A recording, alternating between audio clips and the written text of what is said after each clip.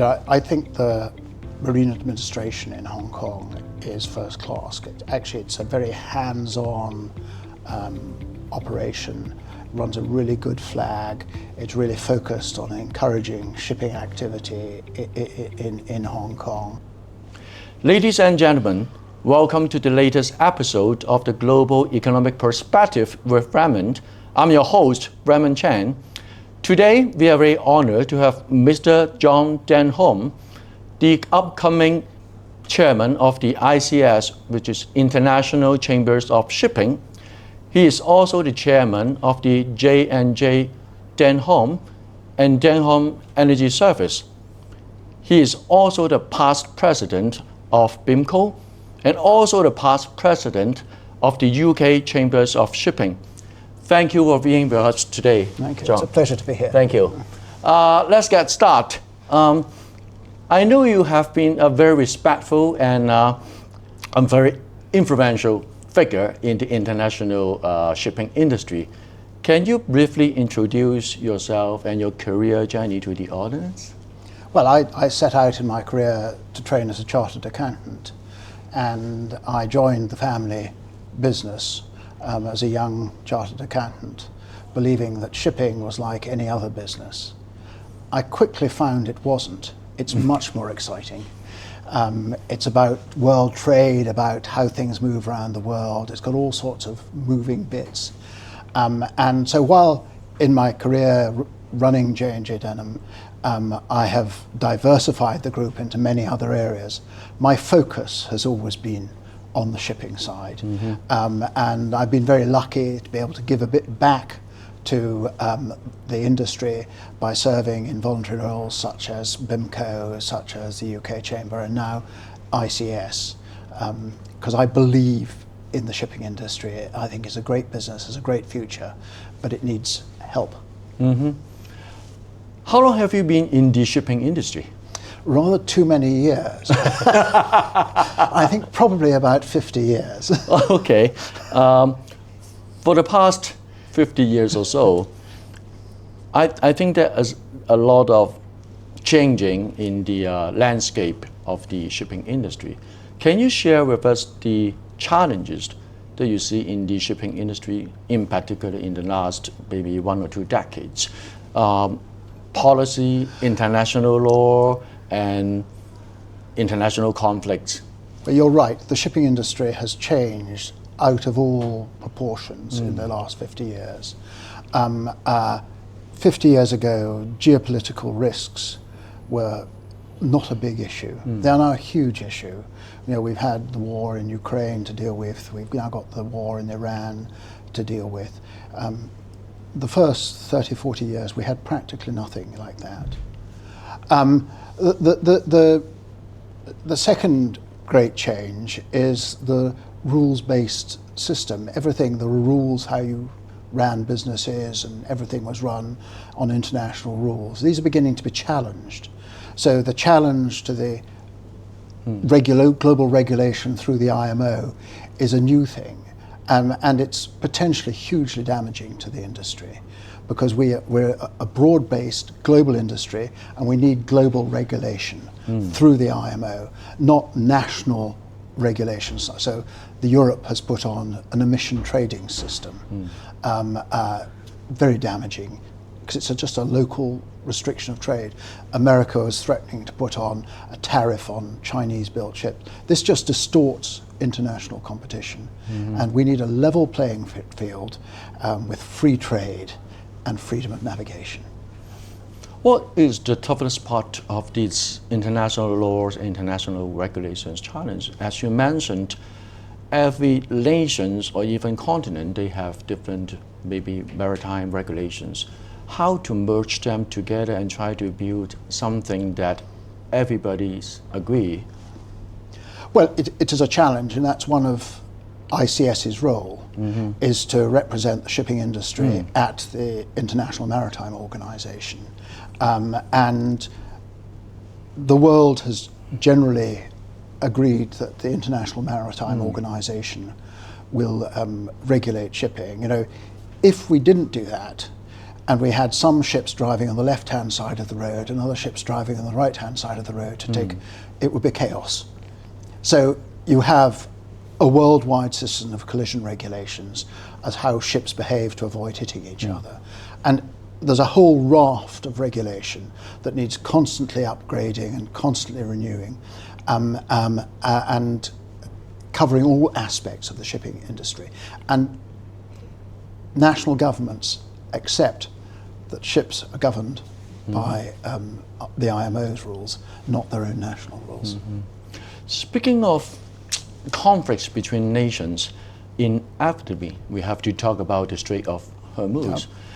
What is your view or the view from the ICS on the situations of the Strait of Hormuz right now, and any suggestions or any recommendations, any breakthrough that you guys are expecting?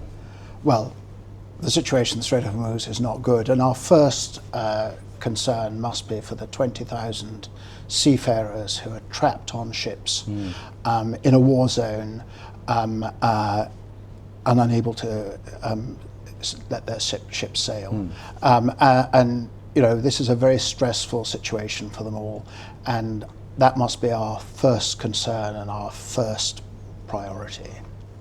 However, putting that aside, where we want to end up is with freedom of navigation. No blockades, no tolls, so ships can pass freely in and out of the Straits of Hormuz as they have done for years before. How we get there is a bit more difficult. You know, ICS was delighted when the ceasefire was announced, because it seemed to be the first step in getting back to the freedom of navigation. However, the free passage without tolls out of Hormuz has not happened, and now the Americans have started to blockade ships that have called Iranian which ports, is not good. Which is not good, and the Iranians will now probably stop other ships. So we're taking steps backwards, unfortunately, just now, not forward. That's a very saddening situation, and we hope the situation is going to get better very soon.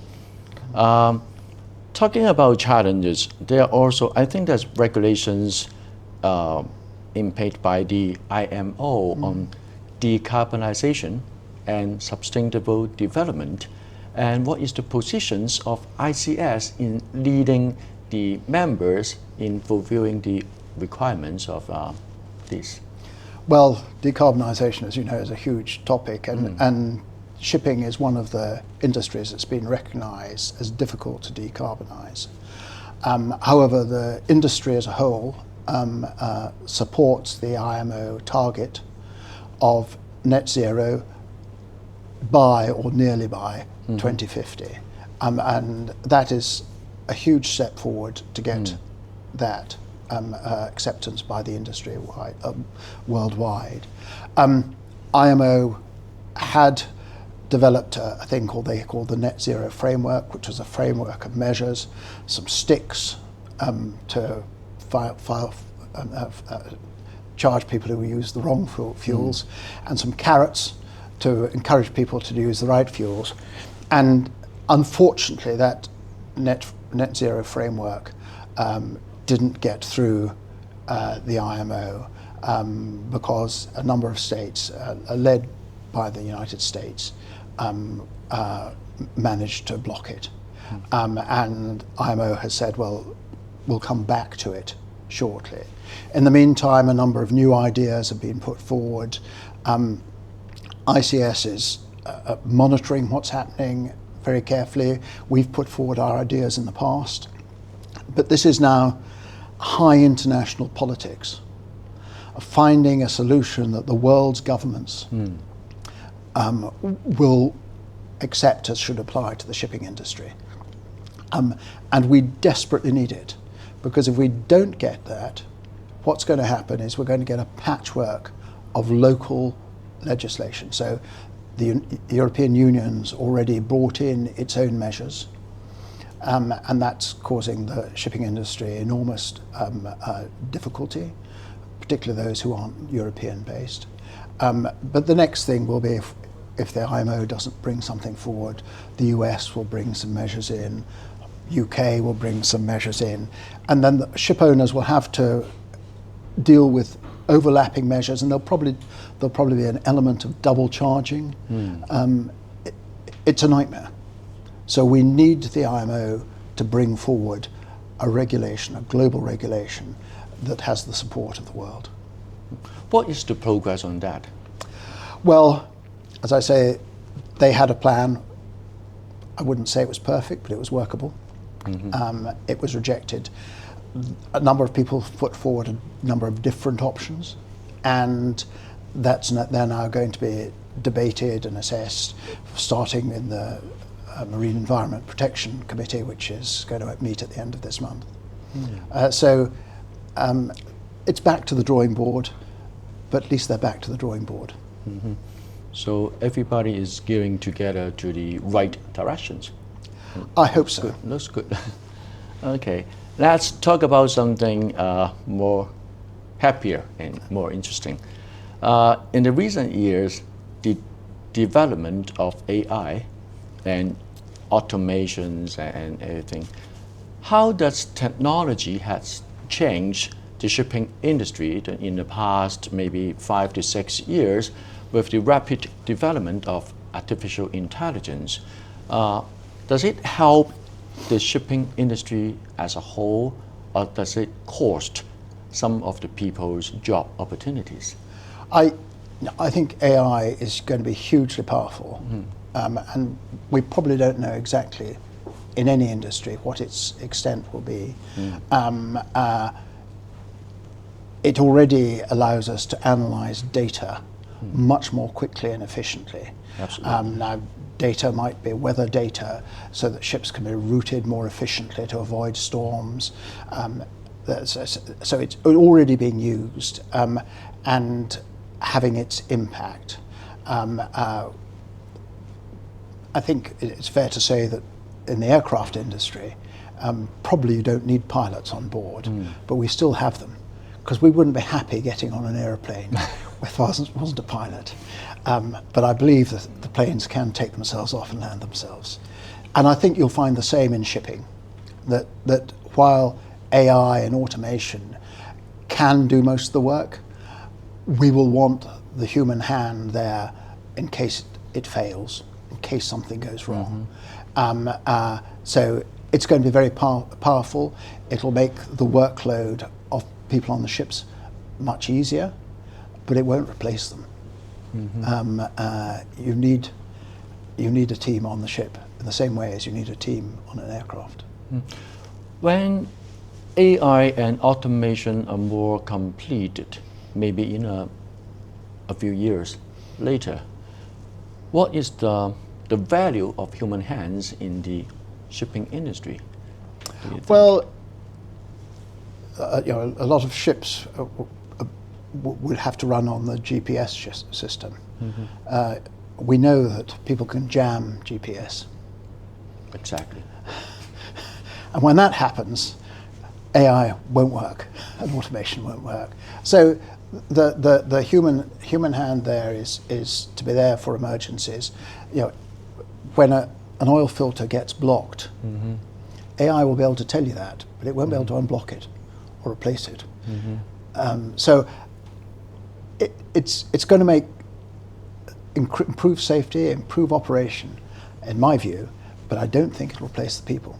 We'll still need people on ships. They might have different skills. They might have very different skills, but they'll still be there. Okay.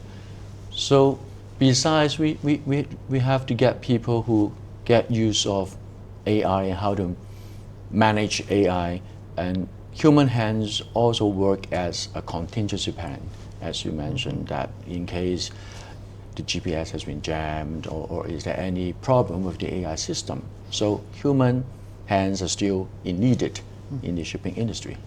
Okay, let's get back to closure, Hong Kong. Hong Kong has been a very, I would say, one of the very important international trade center in terms of logistic and shipping industry. What is your view of Hong Kong's shipping industry in the past? Is there something that they have been doing very good, but is there something that has been faded out? And what would you recommend or advise the Hong Kong shipping industry or the Hong Kong government should do in order to maintain its position in the international shipping industry? Well, I think the Marine administration in Hong Kong is first class. Actually, it's a very hands-on operation, runs a really good flag. It's really focused on encouraging shipping activity in Hong Kong, and has been really very successful. It was a slight setback with the Americans classing Hong Kong as China when they decided to put this tax on Chinese-built ships, which they've fortunately walked back from, which is good for the world. But that aside, Hong Kong should just keep doing what it's doing, because what it does very well. It's got a good understanding marine administration. It's got great ship owners. So I would just say, keep doing what you're doing, because you're doing it well. Okay. So is there anything we need to change? Because there are some data or some reports that the shipping industry of Hong Kong is not as competitive as in the past. I'm surprised.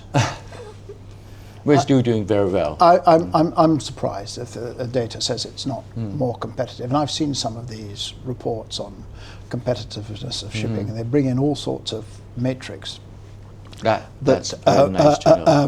that don't necessarily tell the whole story. I hope it goes on this way for the next maybe 2 or 3 decades at least. Last but not least, you're going to on board as the chairman of the International Chamber of Shipping, I think in coming June, right? Is there any objective or vision that you could share with the audience that after you become the chairman, what would you do? What would you like to achieve? And is there anything you would like to, I know each term is 2 years, but you could go on for 2 years, plus 2 years, plus 2 years.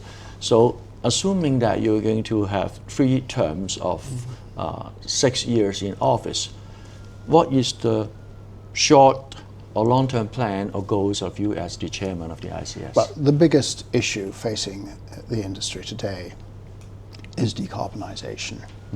And, that I expect will dominate my time as chairman. That being said, when I was president of BIMCO, I thought decarbonisation would dominate my term as president, but it wasn't. It was piracy in Somalia. When I was president of the UK Chamber, I thought it would be decarbonisation, but it actually became COVID. And as the ICS has to respond to events and help the shipping industry through those events or manage those events, working with its member associations and working with IMO.